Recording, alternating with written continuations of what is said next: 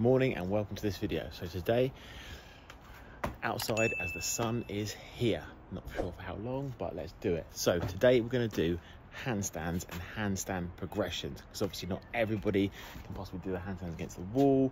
You can either do kipping or strict. So we're going to do a various number of substitutions for that, where you can do piked push-ups on the boxes. We can do kipping handstands. Obviously you've got a foam mat so your head doesn't hit the floor, but to make sure you are RX, hands will go on the 10k plates. However, another substitution, you can just do hands on the floor. Obviously you've got a bit more less travel there. So we go through everything. Enjoy the weather. Let's get into it. Boom. So for RX strict standards, we're going with the plate, the mat against the wall. Now, when you're doing a handstand, you've almost got like a form, like a triangle between your hands on the floor and when your head's on the floor. So, in bird's eye view, the ground, this. So the triangle is that. So when you hit down, hands, head there, and then obviously when you're down there, then you try and press through and then get your head through, obviously inverted. So let's try it. One strict.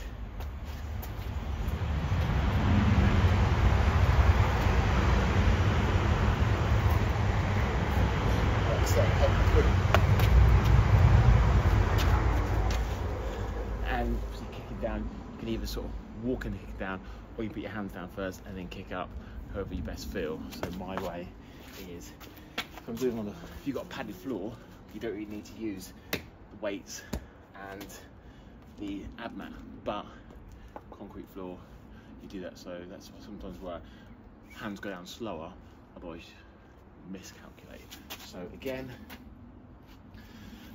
kick up, feet touch the wall, come down, hit, push, head through the hole. So the progressions can start from, that's strict, we go down to the kip. So again, you kick up, you're going to bring your knees down into your chest, and then as you kick your legs upwards, that's when you drive your arms through. Now, ideally, you're resting at the top, and as you come down, then that momentum you're bringing down then explode upwards. The more fatigued you get, you might be inclined to pull your legs down into the chest position and then rest, but that movement is recoiling. You want that spring load up. So let's do a couple of demonstrations. So the first one will be the correct method. Kick up, come down, boom, straight, kick through. Now, the more fatigued you get, you might come down, rest, but then all that energy momentum is now stopped. So you then have to sort of go and drive a bit more, which can put a bit more strain through the neck. So if you are going to rest at the top, or kick down and do it again on the scaled as well. So obviously, let's go to do a few fast kipping at the same time, so you sort of see what you're sort of trying to aim for. Obviously, make sure you try and lock out every single time. Up.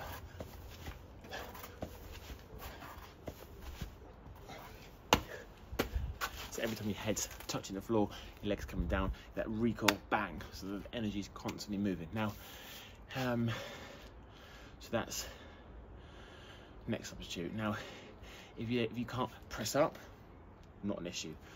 Kick up, do a negative down, maybe 5 seconds, kip down, go up again, like so. Kick up, 1, 2, 3, 4, 5. Come down, do many if you need to do like that. Now that's still doing, that's like doing, a very slow squat.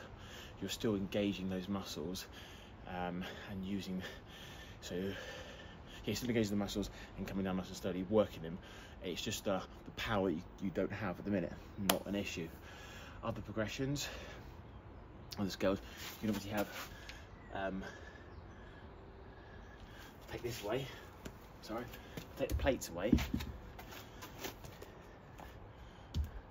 I'm reducing the amount of travel because I've taken that distance away. So exactly the same, and you can do this either strict, kipping, or negatives. So strict, it's a lot less movement. Kipping,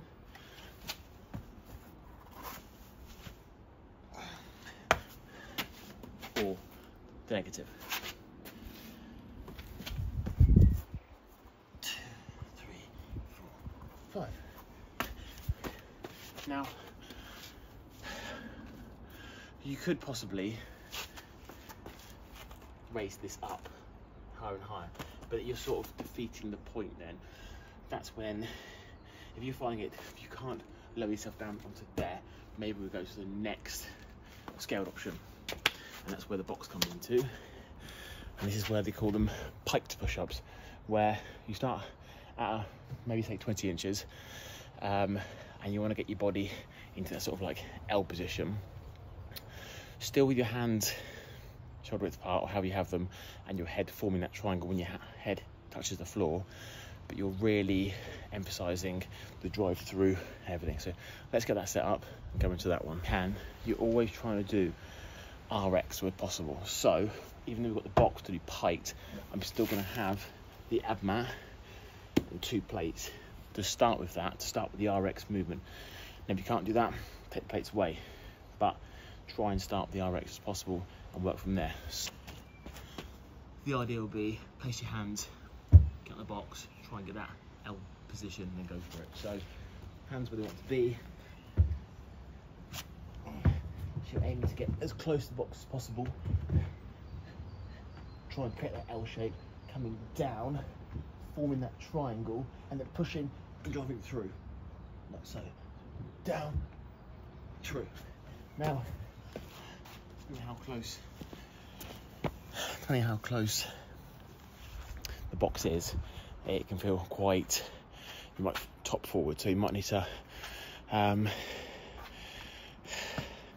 take a few goes and work out what distance is from here, depending on what your height is. Go from there. Now you can obviously high the box up and lower it down. So let's sort of go next level. This is really worth talking about is obviously the kick up. There's a few ways to do. I know I said earlier when you could do it slowly, but there's a few ways to kick it, because obviously some people, the kick up is the hardest part. So it's all about practicing that. So there's a few ways you can do it. You either got to come up to the floor, put both hands down, and then you're aiming to sort of push your body forward and throw one of your legs backwards, and then catch it on the wall. That's one way of doing it. If you're more confident and know exactly where your hands are going to go, you can just sort of walk up to the wall and just sort of throw yourself up against it.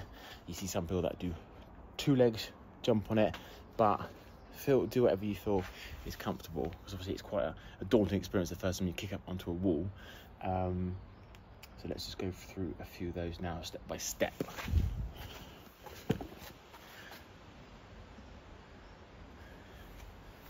So the first one will be nice and slow. Put your hands on the floor where you want them to be, and then let's kick off. So you go sort of like shoulder width, so you're not too far, too narrow, sort of maybe just a bit more than shoulder width, but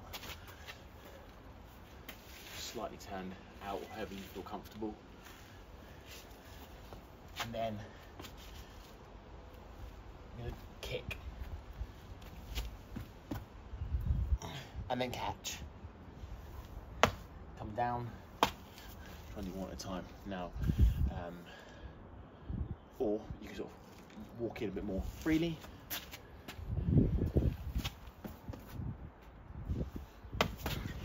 The same. Obviously, if you're mid-workout, you want to get there quickly. Sort of get a dart, hit it down.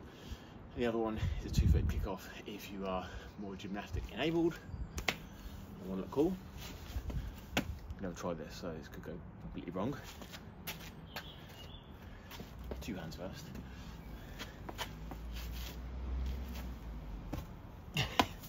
Nope. Oh! This was my goal now, to try to do this, wouldn't it?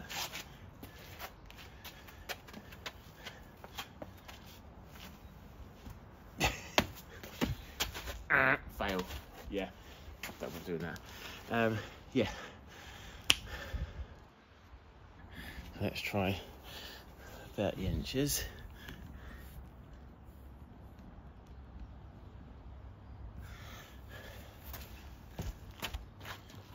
So again, you might need to work out the distance because you don't want to topple forward. Again, place hands first. Get yourself close to the edge as you possibly can, and then down, and drive up through. Always get your head through there, and then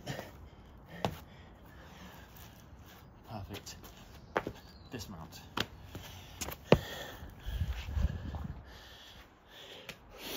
Obviously, if you can't do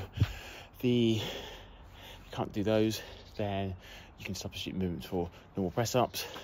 Press ups on your knees, or shoulder press with dumbbells. But try what you can to do. Obviously, most RX movement is a strict handstand push-up. If you've got that and you can boss it, then try to do a deficit one. A deficit one would be where the plates would come up, so you have more range of movement to go, or add a weighted vest on. And go from that, see how you get on, really. But it's all about doing what you can do. Always record what you can do. Make sure you do it safe. Hopefully that's given you a little insight into how to do progressions with handstand push-up. I myself struggle a lot with strict handstand push-ups. I probably can't knock out more than 3 or 4. So keeping sort of my go-to, but yeah, it's always a weakness I'm trying to work on. So you try and get bulletproof shoulders with other workouts, not this video. So give it a go. Let me know what you think. If you're watching this video and it's still sunny, amazing. The British summertime has come here. It's arrived. Enjoy it. Wear sunscreen. One lesson: wear sunscreen. It's worth it. If you enjoyed the video, thumbs up, comment, or if you anything else, or comment on the video. Subscribe for more content, and I'll see you in the next video. Cheers.